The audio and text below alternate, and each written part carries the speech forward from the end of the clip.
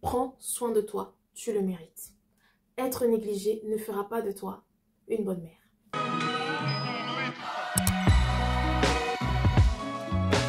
Hello ma belle famille, j'espère que vous allez bien. On se retrouve aujourd'hui pour une nouvelle vidéo. Aujourd'hui, on va parler de comment retrouver sa féminité après bébé. C'est un sujet que je trouve qu'on ne parle pas assez sur les réseaux sociaux. Ou alors c'est un sujet sur lequel on passe rapidement. C'est pour ça que je tenais à faire cette vidéo, car je sais qu'elle pourrait aider ou donner des pistes à des mamans qui seraient peut-être dans ce cas-là.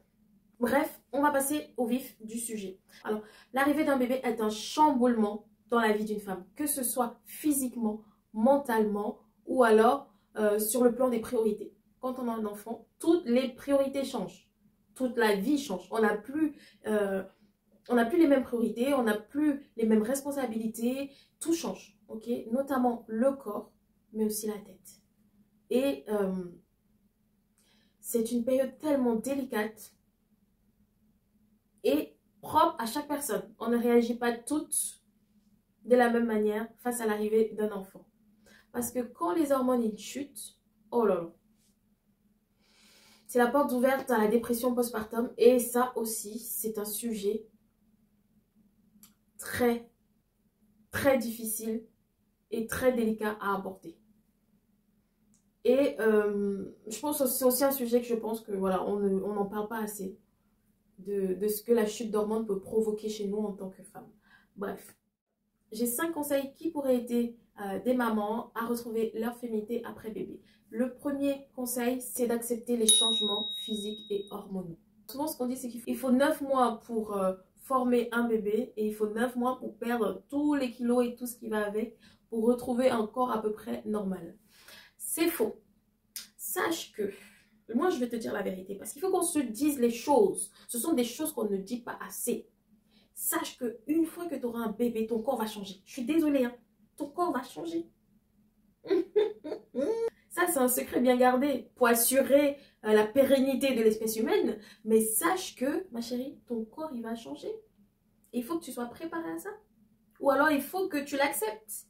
Ton corps va changer.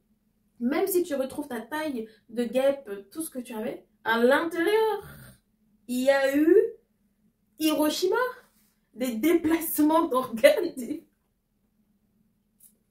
Pardon. C'est un changement. En vrai, c'est waouh. C'est pas facile, hein. Donc, il faut que tu l'acceptes. Et il faut que tu sois indulgente avec toi-même. Laisse-toi le temps de faire connaissance avec ce nouveau corps parce que tu vas devoir te réapproprier ce corps et il ne faut pas que tu le détestes. Parce que si tu le détestes, tu ne voudras plus en prendre soin. Tu vas te négliger. Tu vas te faner, tout simplement. Donc, sois indulgente avec toi et apprends à faire connaissance avec ce nouveau corps. Sois gentil avec la nouvelle version de toi. Sois gentil avec la toi maman. Sois gentil avec ce corps de maman parce que tu as donné la vie. Tu as eu la chance, la bénédiction de pouvoir porter la vie en toi. C'est une grâce, c'est une bénédiction. Accepte ça et aime-toi, aime ce nouveau toi. Aime ce nouveau toi, sois bienveillante et sois indulgente.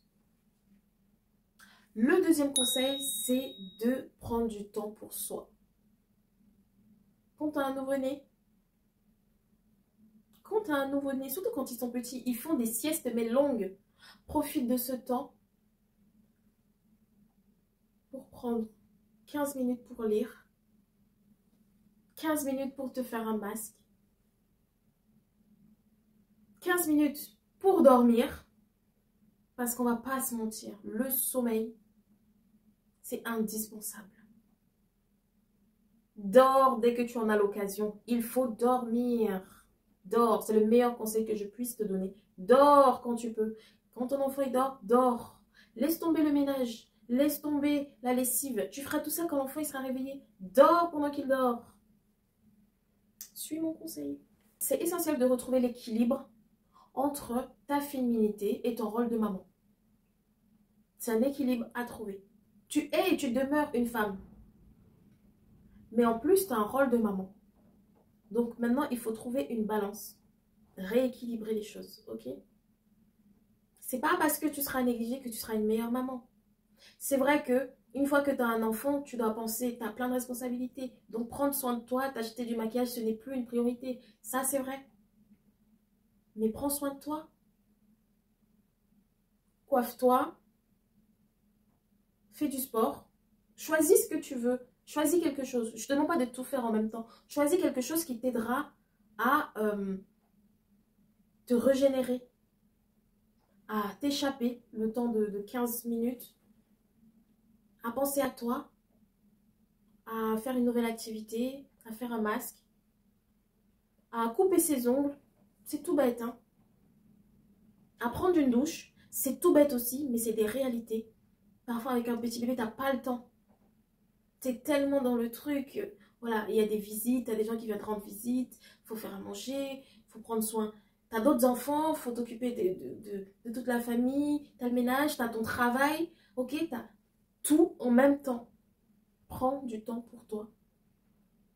Prends du temps pour faire ressortir ta féminité. Prends du temps pour prendre soin de toi. Prendre le temps pour créer cet équilibre. Parce que si tu as plus de temps, tu es plus dans ton rôle de maman et moins dans ta féminité, la balance, elle n'est plus équilibrée. Donc, prends du temps pour toi. 5, 10, 15, 1 heure, prends du temps pour toi. Troisième conseil que je peux te donner, c'est parle, échange avec d'autres mamans. Il n'y a rien de plus instructif que de parler avec d'autres mamans. Je pense qu'on gagne du temps en expérience, en douleur, en temps, en argent, en plein de choses avec les expériences des autres mamans. Et c'est important. Ça te permet aussi de relativiser. Tu te dis, ah, je suis pas seule en fait. Je ne vis pas ça toute seule. D'autres mamans sont comme moi. D'autres personnes ressentent ce que je ressens, donc je ne suis pas folle.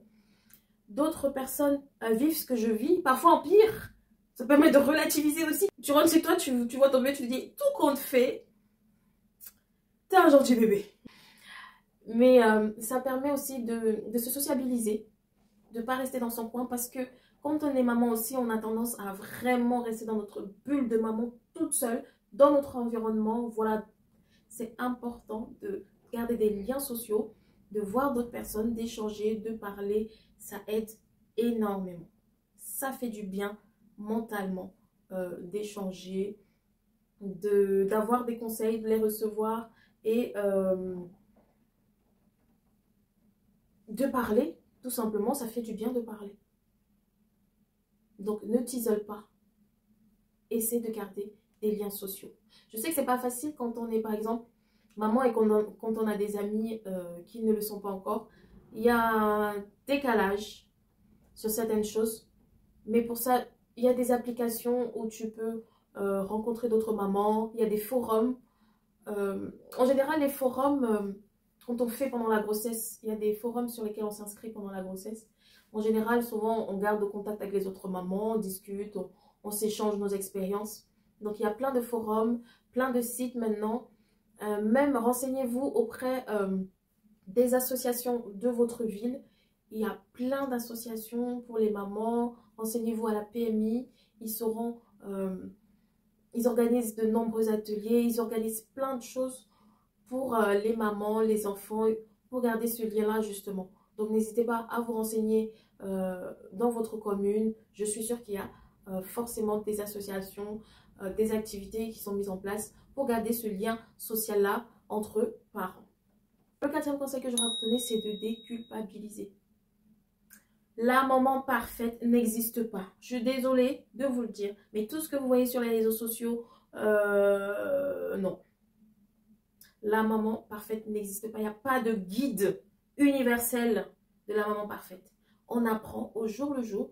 On apprend grâce aux expériences d'autres mamans, grâce aux expériences que nous vivons avec nos enfants, grâce à ce que nous lisons, grâce à ce que nous voyons, grâce à ce que les médecins nous disent, grâce à ce que nos mamans ont vécu. Bref, on apprend quotidiennement. Et même grâce à votre bébé, vous allez apprendre des choses. Donc, déculpabilisez. En tant que maman bienveillante, on est toujours en recherche de ce qu'il y a de mieux. Ok, on veut toujours s'améliorer. Et pour ça, il faut se dire que on fait de notre mieux. On se donne les moyens, on fait de notre mieux. Ne vous fiez jamais à ce que vous voyez sur les réseaux sociaux. Ou en tout cas, choisissez. Ok, parce que s'il y a une maman voilà, qui a retrouvé son poids une semaine après bébé, et que toi, 5 ans après, tu essayes de retrouver ton poids, tu essayes juste d'effleurer le poids que tu avais avant et que tu n'y arrives pas, ne culpabilise pas. Donne le meilleur, fais ce que tu peux, donne le maximum, mais ne culpabilise pas. Sois indulgente avec toi-même. Et aussi, apprends à déléguer. C'est important. Déculpabilise et apprends à déléguer. Apprends à demander de l'aide. Qu'on soit d'accord. Si tu as un proche qui peut garder ton enfant pendant 1 heure, ose demander de l'aide. Ose demander de l'aide à un professionnel si tu ressens que tu n'y arrives pas. Ose demander de l'aide. C'est important. On a tendance à se prendre pour des Wonder Woman, mais non en fait. Non. Il faut savoir déléguer des choses. On ne peut pas être partout. Je suis désolée. Tu ne peux pas tout gérer. Donc, ose demander de l'aide. Ose demander de l'aide à ton entourage. Ose demander de l'aide à une association. Ose demander de l'aide à ton médecin. Ose demander de l'aide à un professionnel. Il y a une puéricultrice. Il y a des médecins. Il y a des pédiatres. Ose demander de l'aide et déculpabilise. 5e et dernier conseil que j'ai à te donner, c'est trouve ton rythme. C'est important. En tant que maman, tu dois te réorganiser. En tant que maman, tu dois t'adapter. En tant que maman, tu dois trouver ton rythme. Que ce soit que tu travailles ou pas, que tu aies d'autres enfants ou pas, que tu sois en couple ou pas, que tu vives dans une maison, dans un appartement, dans une chambre ou chez tes parents ou un membre de ta famille, peu importe,